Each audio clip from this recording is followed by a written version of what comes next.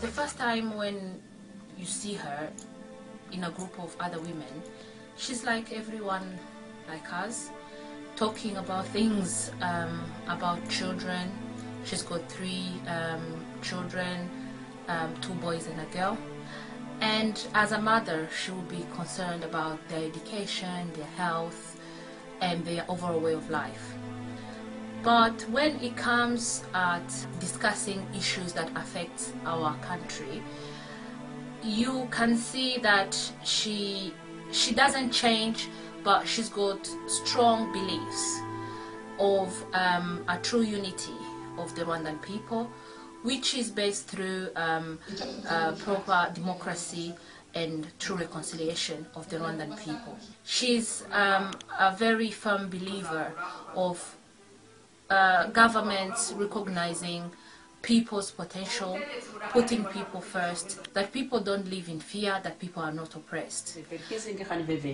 We gaan direct in de dialoog organiseren tussen de verschillende groepen, tussen de Hutus en Tutsis en op verschillende niveaus, dat we elkaar eens zijn wie komt op macht en op welke manier en hoe gaan we delen die plaats in de stadsrichting.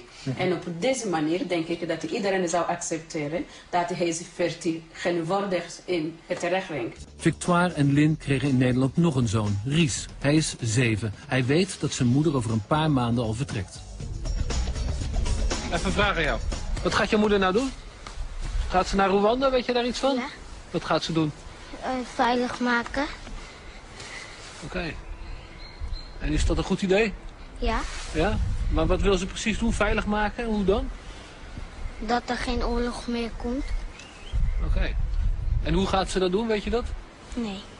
Ze wil president worden? Ja. Ja, dat weet je wel. En wil je dan ook naar Rwanda of wil je hier blijven? Hier. Ja? Want is het hier beter dan in Rwanda? Ja. Waarom dan? Omdat je daar kan sterven. Oké. I knew that Victoire was a woman of determination and dedication, and she loved her people. She made a very tough decision of going back to Rwanda, a country that has very small rule of law, a country that is ruled in fear, and a country where justice is not provided for all.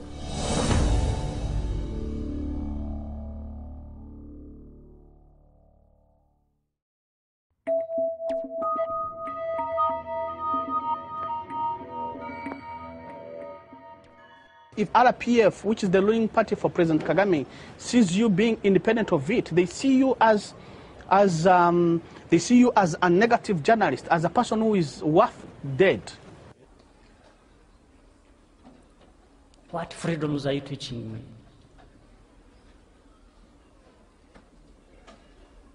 All the basic freedoms don't exist.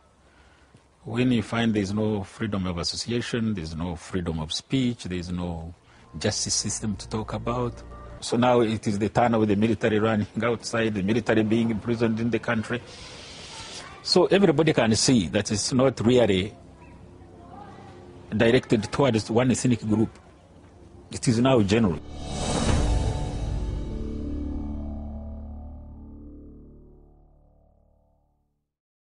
I guess the question I still am trying to probe is whether there can be space for political opposition in President Paul Kagame's Rwanda. Oh, yes, and that's so why... far, it seems that it's very tough. Let's take Victoire Ingabire. Before we leave that. My job has not been to create oppositions. That's not my job. It has never been my job. The newer opposition parties that have been formed in the last year or two have one by one been silenced or otherwise excluded from the race. And individuals, so not only politicians but even journalists, for example, and other Rwandans who may have views different from those of the government, have found themselves at the receiving end of what has become quite a violent campaign of intimidation. The true opposition was not allowed to register or was arrested. You can look at one of the leaders of the opposition, Victoire Ingabire, was arrested. The other leader is Bernard Ntaganda. He's in prison, and there are allegations that he was tortured. The other one, Habineza, who used to be a member of the RPF, the president's political party, his deputy was killed, and people allege that President Kagame is behind those killings.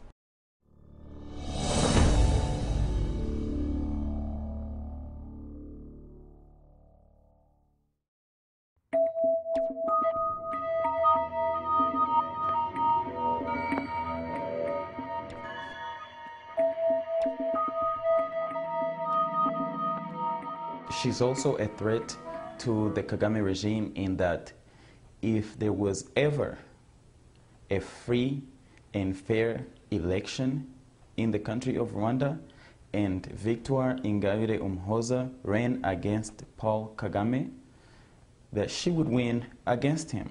Kagame assumed the presidency in 2000, but has been in de facto power since his rebel army swept to power in 1994. Kagame awarded himself 93% of the vote.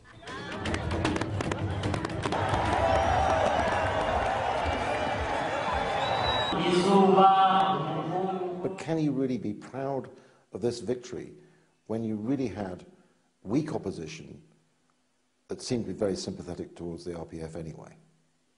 Well, I'm not responsible for the weak opposition. If the opposition is weak, it's because they are weak. These journalists, these human rights activists, these masqueraders, they should not speak for you. Speak for yourself.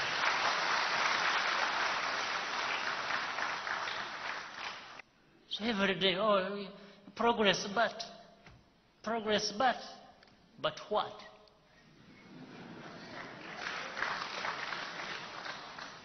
Why don't you go and answer your own but where you belong? Why do you come to us?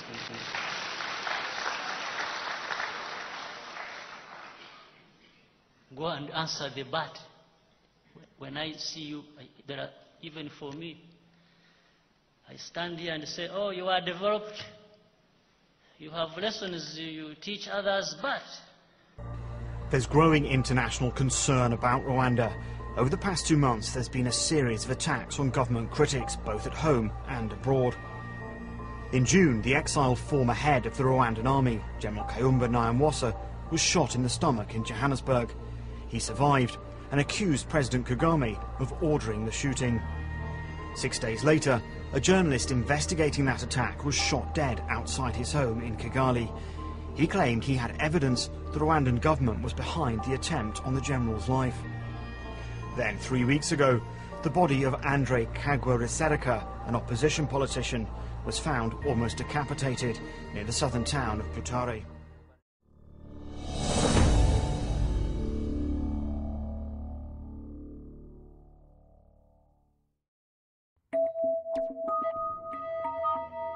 The Metropolitan Police have taken the extraordinary step of warning 2 British citizens from Rwanda living in London that they're at risk of being assassinated by the Rwandan government.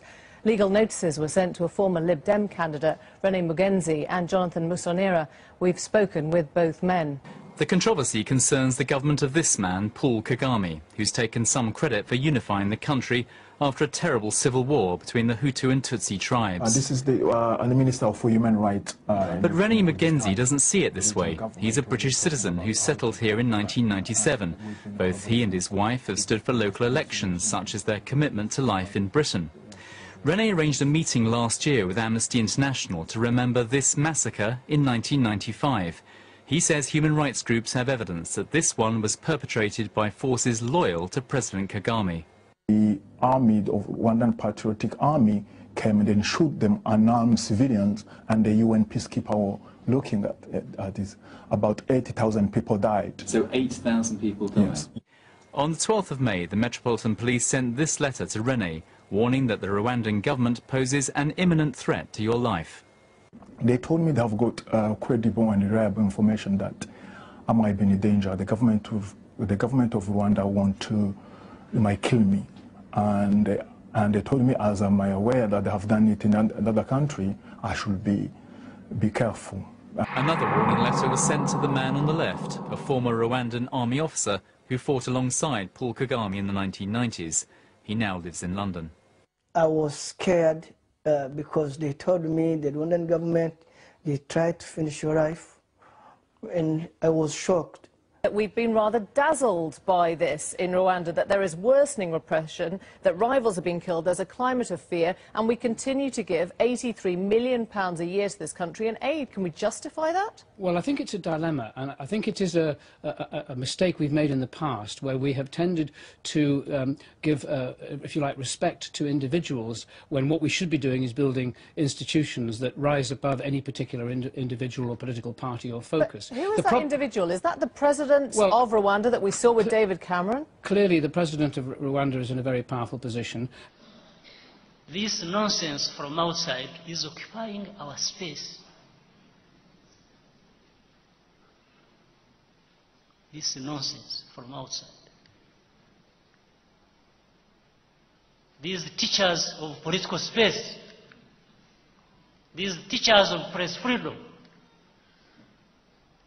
these so-called teachers of freedoms.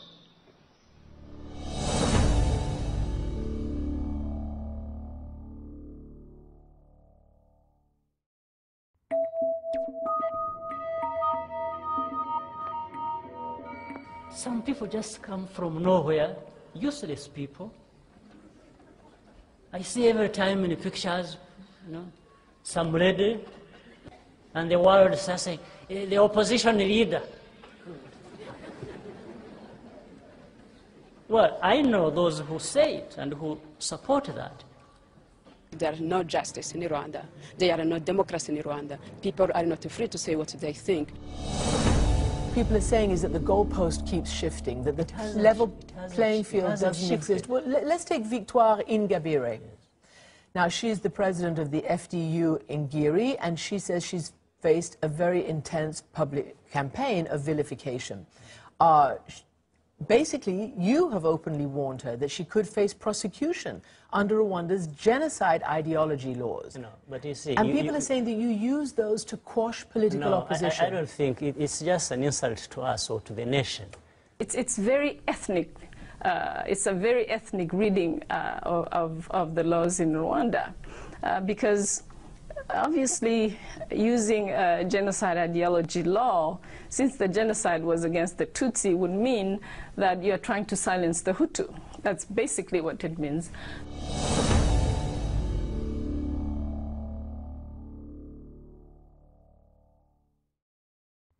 When we were accused of genocide ideology, we were terrified. It's not an easy thing to be accused of this, as you can be persecuted, even imprisoned. Gertrude Nyampinga says her human rights group was accused of genocide ideology for exposing election irregularities. More than half her colleagues fled abroad. I would say we live under a regime that doesn't favour freedom of expression.